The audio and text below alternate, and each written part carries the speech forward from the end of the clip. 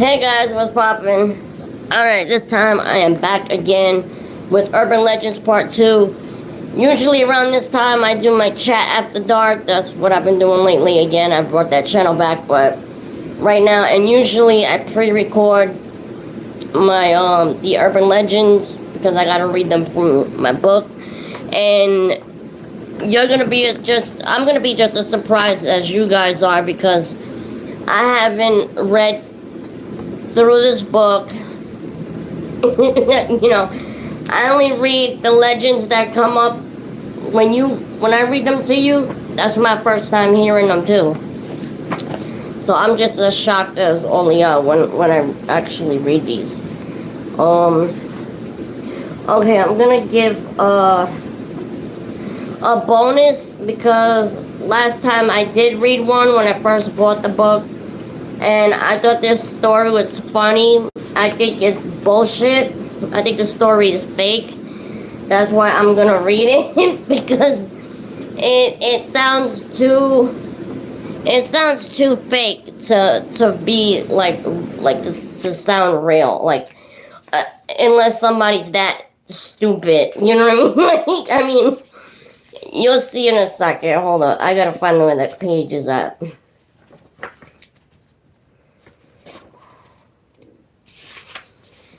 Alright.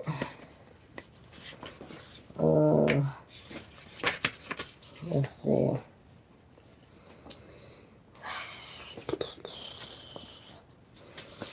Hold up, y'all. I'm checking where it's at. No, it ain't that one. Oh, okay, this is it. The brain, the brain drain. Alright, give me a second.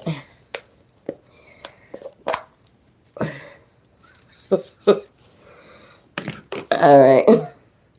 So, like last time, I'll read to you about like 4 or 5 stories before I end the vlog because I don't want to keep y'all like on here, for a long time, like hearing me telling urban legends. I only do a little bit at a time. Okay. One scorching day, a woman pulled into a parking spot at a supermarket and noticed that the woman in the next space was slumped rigidly over her steering wheel, holding one hand up to the back of her head. She felt concern for the other woman, but went on with her shopping. When she returned to her car with her groceries, the other woman was still sitting in the same position, hand up to the back of her head and bent over her steering wheel. So, the first woman tapped on the window and asked if the other woman needed any help. Was she feeling all right? Please call 911, she gasped. I've been shot and I can feel my brains coming out. Then the first woman noticed a gray sticky substance oozing out between the other woman's fingers. So she ran back into the store, phoned for help, and notified the store's manager.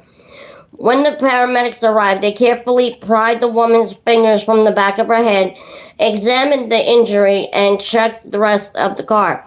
Then they started laughing. The paramedics explained that a canister of Pillsbury poppin' fresh biscuit dough on the top of her grocery bag in the back seat had exploded in the heat. The metal lid on the tube had struck the woman on the back of her head, and the top biscuit had shot out and stuck to her hair. The sales receipt in the woman's groceries showed that she had sat there for 1.5 hours before anyone had stopped to offer help. The manager gave her a new can of biscuit dough.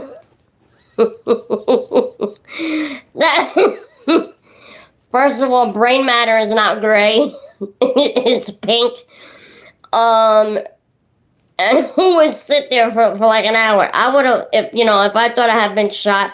I mean, and it is possible that a can of biscuit dough could pop, but I don't think it would sound loud enough, like a gunshot sound.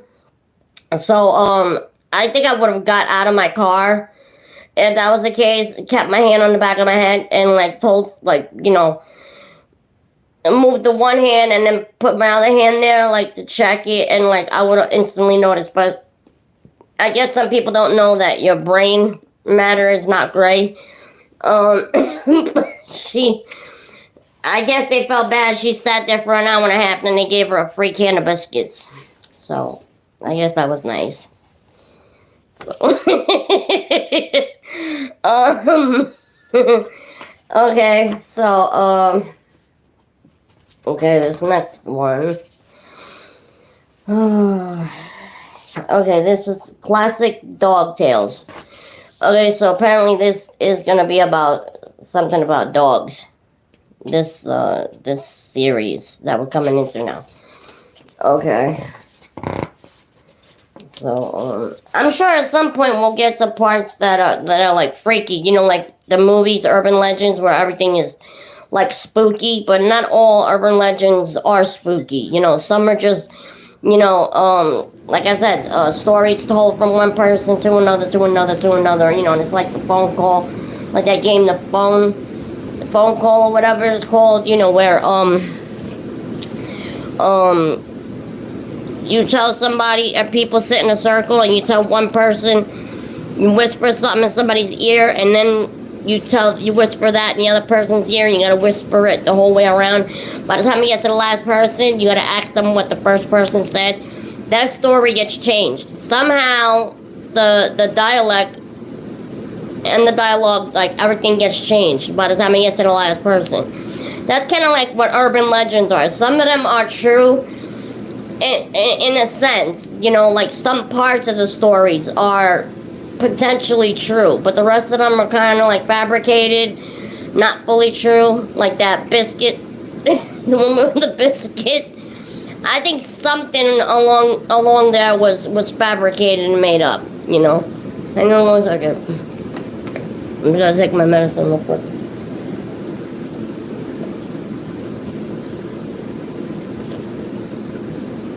Okay.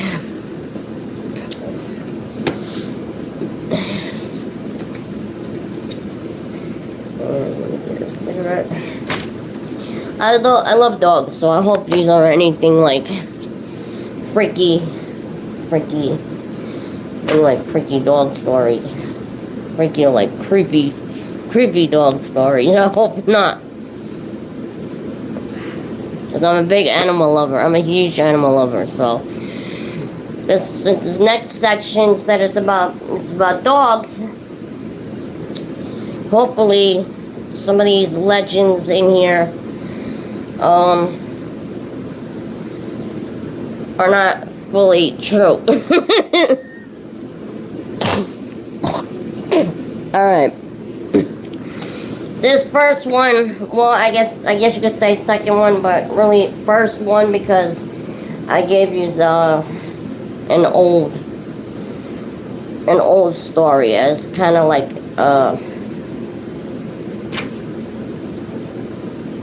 a bonus, I guess you could say. I didn't like it. As I was saying, this series now that we're coming into is about dogs. I haven't read it. I have not read this book, so like I said, as I read this to you, it's going to be surprising to me as well. I don't know what's going to happen, what the story's going to be about. None of them are about. So, alright. Elizabeth Bunn. Jordan and I were at a dinner with, it's called The Choking Doberman. Sorry, people, that's the title. The Choking Doberman. Elizabeth Bunn. Jordan and I were at dinner with friends of ours. Mike and his wife, Cher. His wife is a nurse, and she's from the Upper Peninsula. Okay, so we were out to dinner with them, and they live in Rosedale Park, a Detroit neighborhood. I don't know why they give that information, like who cares? And I'm not entirely sure how it came up in the discussion, but they have dogs. They have 2 dogs. And she was pregnant at the time, and I think we were talking about dogs and security and break-ins. in Detroit, and they knew that we had dogs. Discussion of her two dogs and their personalities. And then Cher says, "Oh God, you're not going to believe this story that she heard from her sister who still lives in St. Paul, and her sister had told her of an accident that happened to a neighbor of her sister's, an elderly woman who lived alone. I think was a widow. This woman had a Doberman Pinscher. I don't know why they say the full name. Just call it a Doberman, you know. Okay. She had a Doberman Pinscher in part for companionship and part for protection.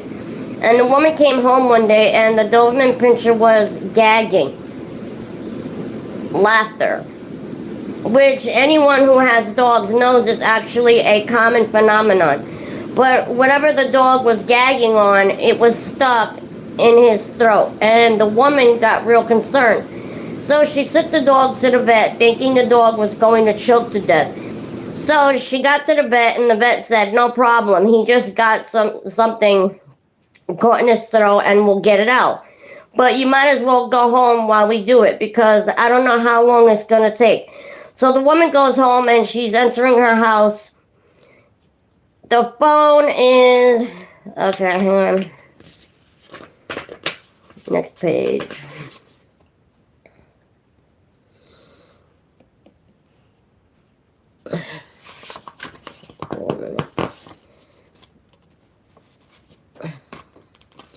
Okay, the phone is ringing, and so she grabs the phone, and it's the vet, and the vet says, "Don't ask any questions. The police are on their way. Just leave your house immediately." So the woman has no idea what's going on, but does as instructed and leaves the house.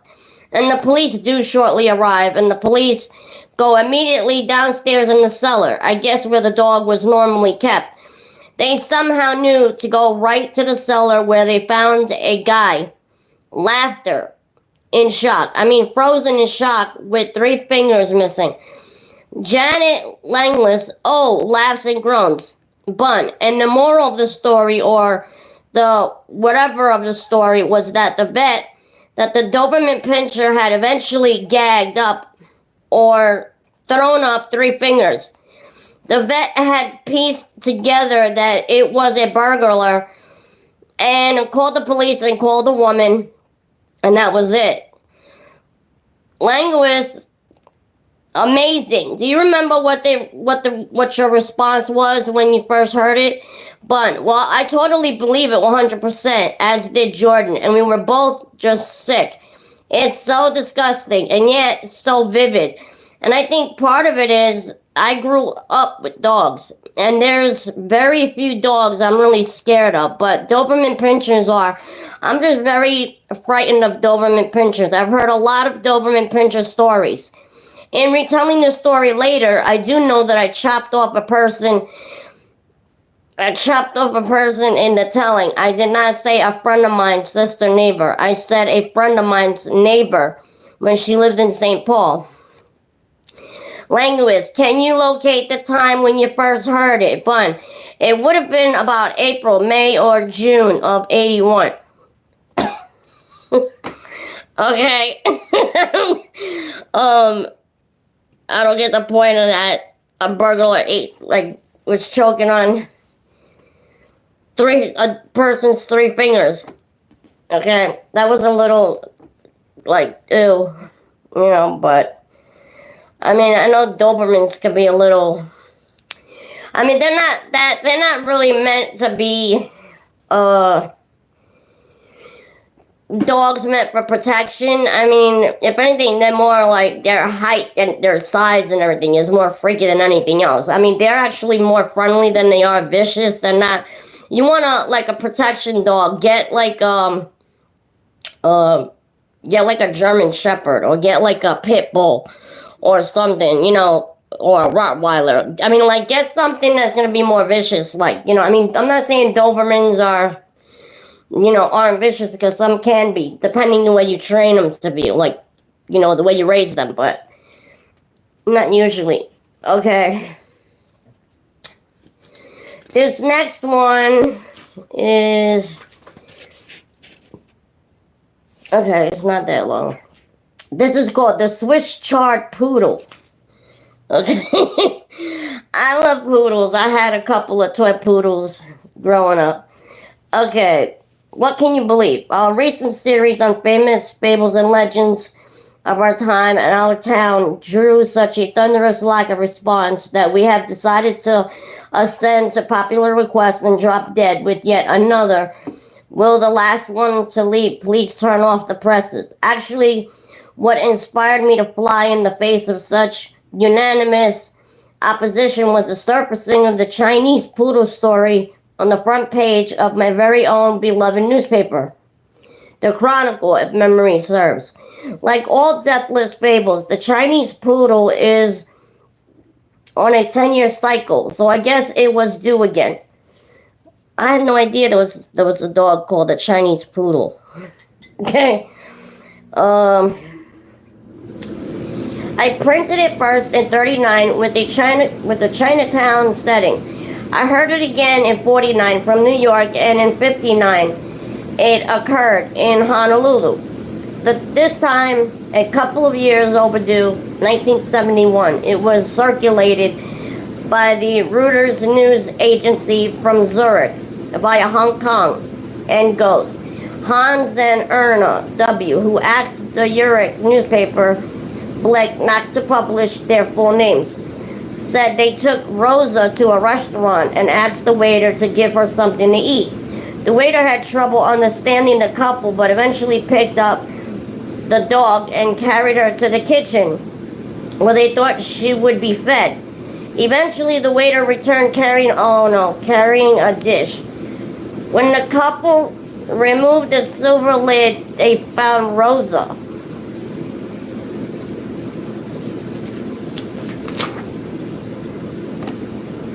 When you first read that, you immediately smell a rat, or at least a roast poodle, right? The tip-off is that Hans and Erna W. didn't want their names published. The telltale sign of your true fable. People involved in these fabrications never want their names published. Among the rat smellers, when the Rosa story broke, was F.S. Robert Reynolds, U.S. representatives for the Hong Kong Tourist Association. That story had so many holes in it, we didn't even bother to issue a denial, he says. First of all, that alleged Swiss couple couldn't have been tourists because pets are quarantined for 6 months before they're allowed into Hong Kong. And in the second place, pets are forbidden in Hong Kong restaurants, just as they are here. However, I should add that the roast a la Rosa fable endangered some lively dialogue that day at Harvey Wallenberg's pub on Sansom. Now there's the original Chinese doggy diner, said Jack Gayer, publicist for the LA Rams. Nope, disagreed PB Macker. It's chow mein, you're both wrong, decided Pat Short, owner of Wallenberg's. That's a Swiss Chard Poodle. Alrighty. Oh my God, so apparently they cooked the dog. I mean, apparently. So they didn't really cook a dog.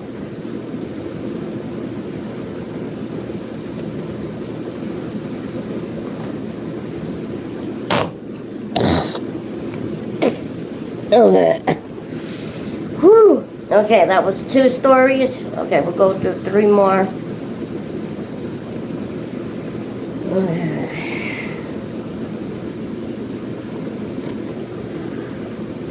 I'll just take a break for a second and finish my cigarette off.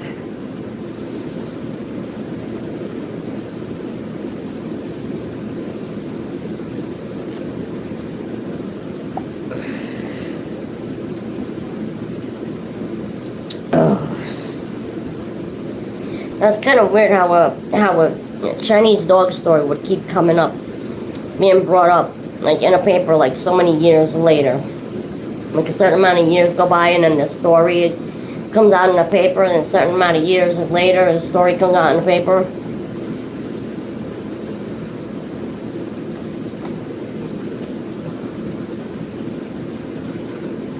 Okay, how many was that? Two? Okay, what I said, three more? Alright. Okay. Because a lot of these urban legends are like really short. They're like a page and a half. Okay, this one is called Not My Dog.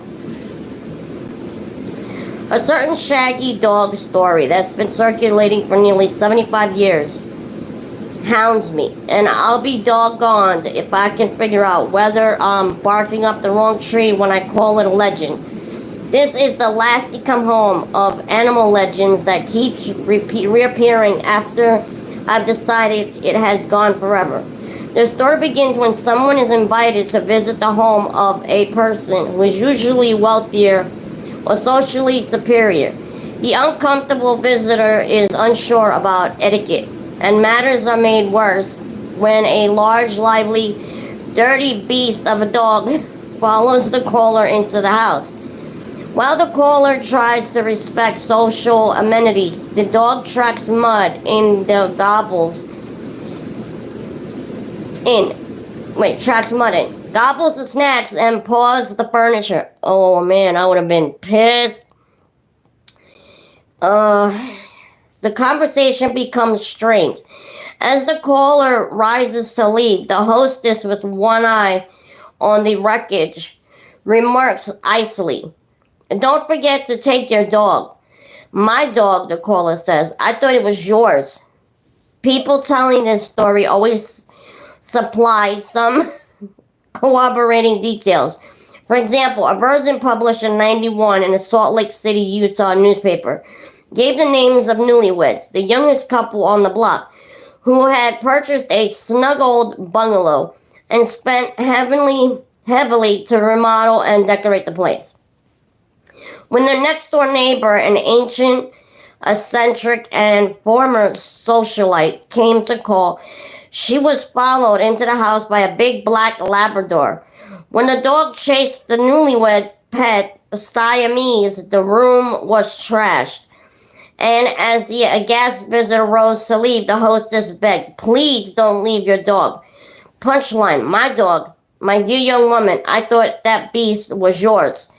But there are too many other versions of the story circulating to credit this as absolutely 100% true and original.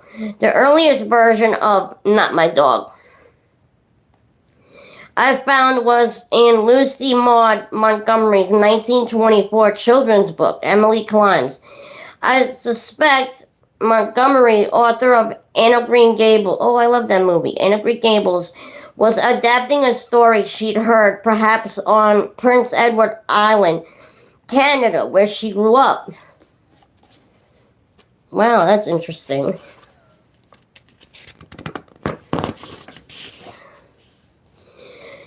Emily, the young heroine, mistakes a fairly large, fluffy white dog for her hostess's pet Chow Chu Chin. When she calls on Miss Janet Royal, a brilliant, successful woman, the dog covered with mud, and certainly not a Chow, follows her into the elephant parlor, the elephant parlor, and makes a mess. As she leaves, Emily is asked, "Hadn't you better take your dog?" Punchline: I thought he was yours. Your Chow. Time passes, then the story shows up in House of Three fame, a 1985 book by Simon Hogarth, a columnist for The Observer. London. Hogarth tells it about a member of a parliament who, while doing the rounds of his consistency, is invited into one home for tea. He is followed in by a large dog, which, to everyone's surprise and embarrassment, suddenly cocked its leg and peed on the floor. You guessed it, the dog does not belong to the host.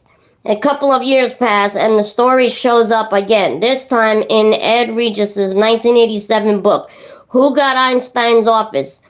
In this version, said to have occurred at Princeton in 1946, the famous mathematician Julian Bigelow called on his distinguished colleague John von Neumann and was followed into the house by a Great Dane.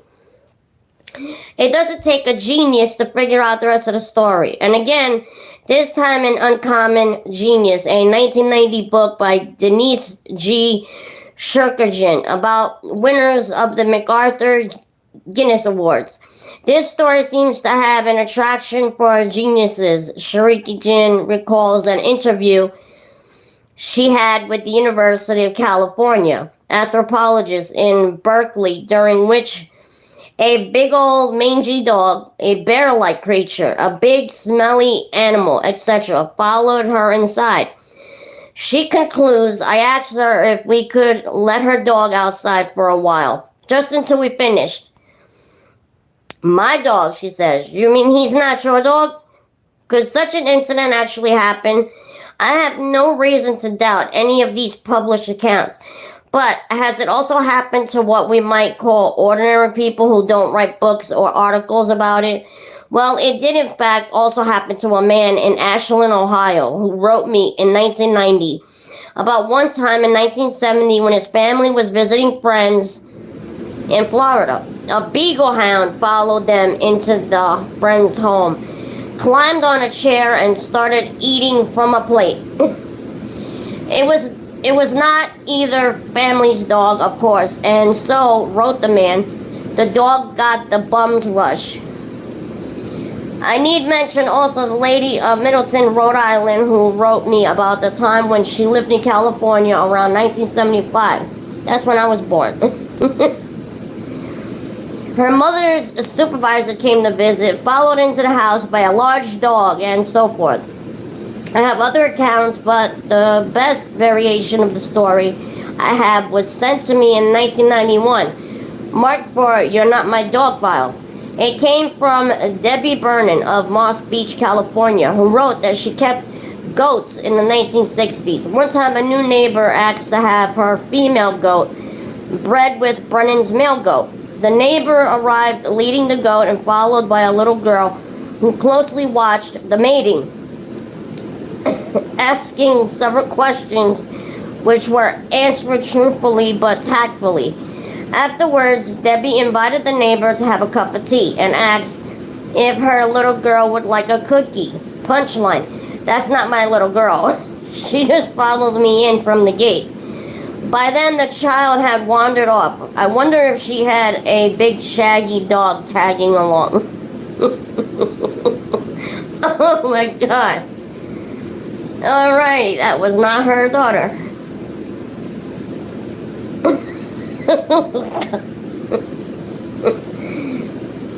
This story's talking about the stray dogs through the whole story following people in, and them telling them it's not their dog. All of a sudden, a little girl. She ain't my little girl. That one was funny and unexpected.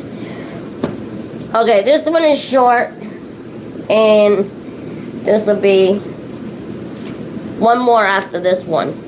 So that's about, I think that's 5. I usually tell 5 about 5 legends before I end with them and stuff, but I'm gonna take a short break really quick. This one's a short story. The second one is a little bit longer. Still another short story. So usually these are short stories. Urban legends are usually pretty short. They're not that long. But let me put my bookmark right here real quick.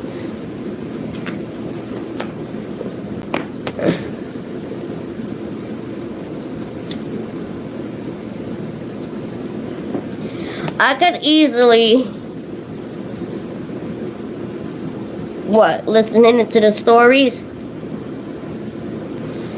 You know, I could easily read this whole book before I read these to you guys, but I think also my reaction to the stories is what makes it more entertaining. I mean, I don't know, tell me if I'm right or not, because I usually wait to read the stories in here. I don't read them until I read them to you guys, so I have no idea what they're about, what they're gonna say, what the stories are about, none of them, because like I said, I have not read this book, even when I bought it. Since I bought it, I have not read any of the stories in this book.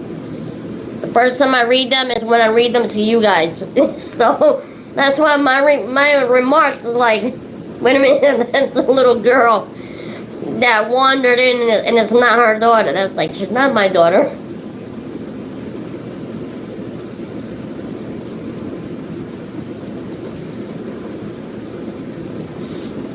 But as I say, so this chapter seems to be about classic dog tales. That's where we're at right now, so. Okay, this one is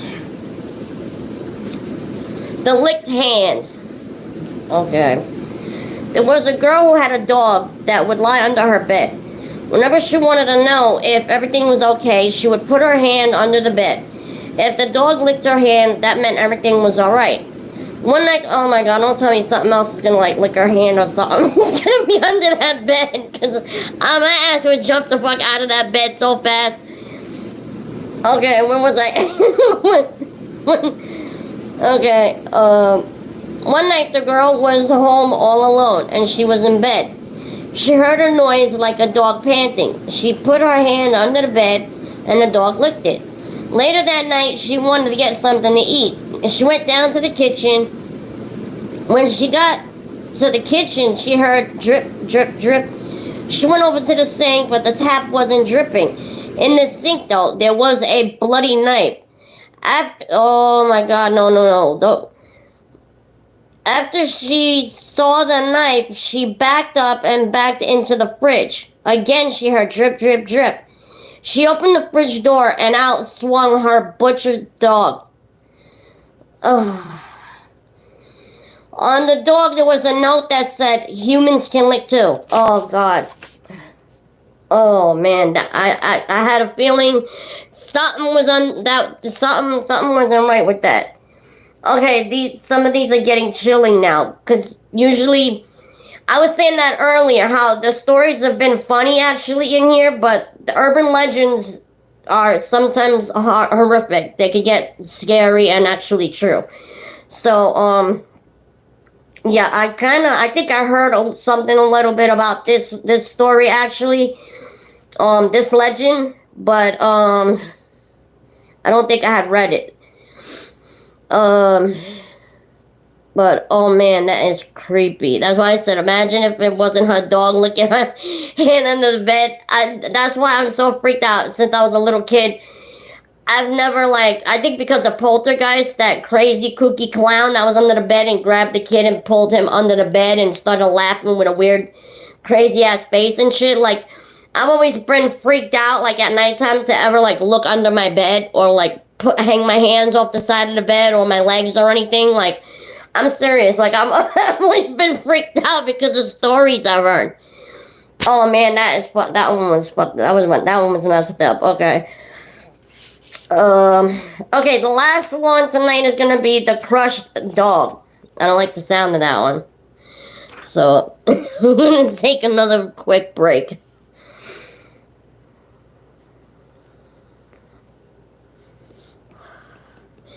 The stories were pretty funny and kooky so far throughout most of this book. I'm on page 58.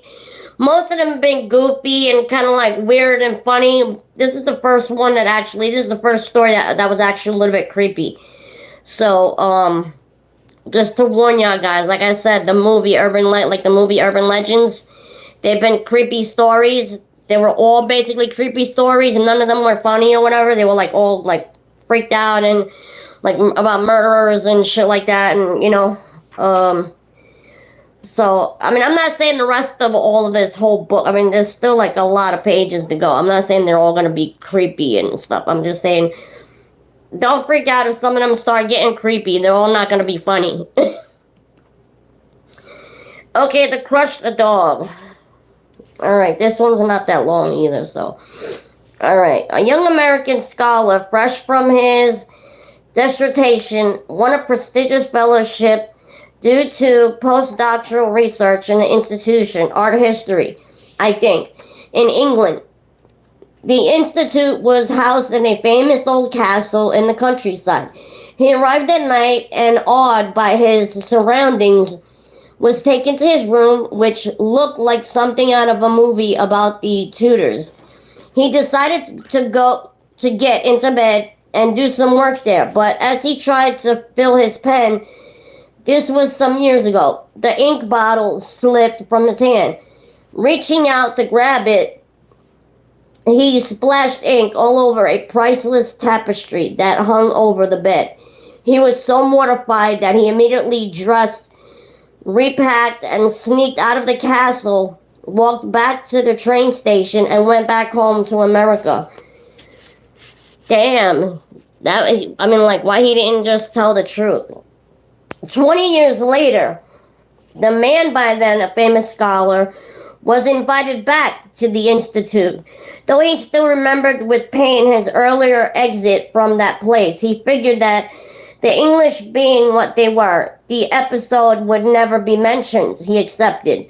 When he arrived, he was shown into the director's office and told that the director would be there to greet him in a moment.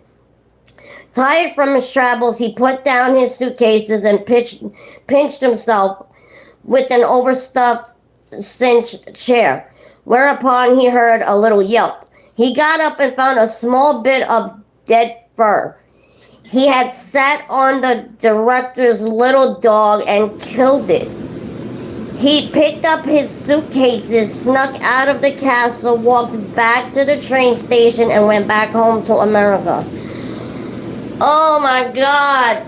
This dude, what is with this dude? He fucks up priceless, a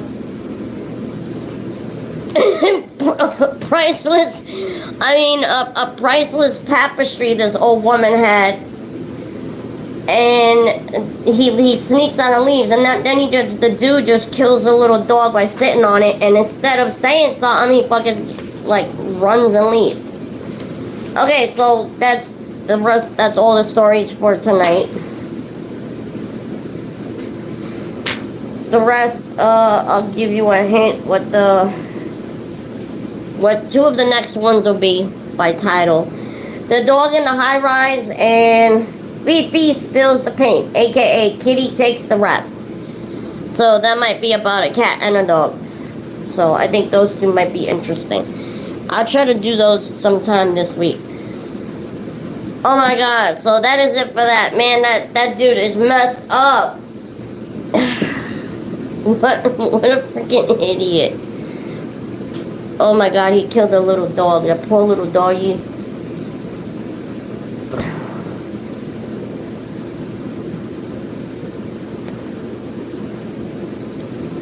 That is a shame.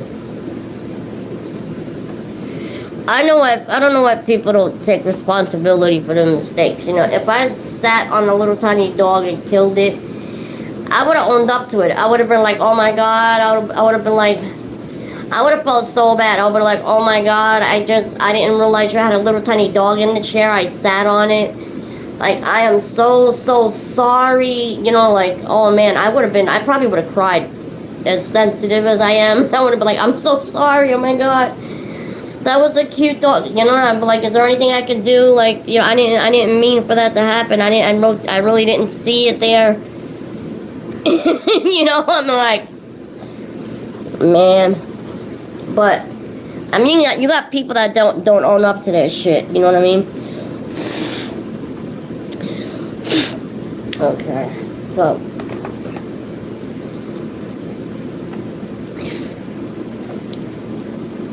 I don't think I've ever in my life did something fucked up and didn't own up to it. I hid it or, ran from it, try to sneak away from it or hide it. Yeah, I don't think I've ever done that in my life. But you got people that are cowards and, oh man, that poor little doggy. Alright guys, so until next time, hope you enjoyed the stories in here. Still got a long way to go. A couple of them were sad and gross, but that's what urban legends are. They're unexpected. Anyway, I'm pretty sure I'll be back for a little while with my chat after dark, since I'm just sitting here still wide awake and bored. So if you guys did like this Urban Legends video, give me a thumbs up, hit that subscribe button. Anytime you want to be notified of a new video, just hit that post notification bell down below in the corner. Till next time, God bless you guys. Take care of yourselves. Love ya, and peace.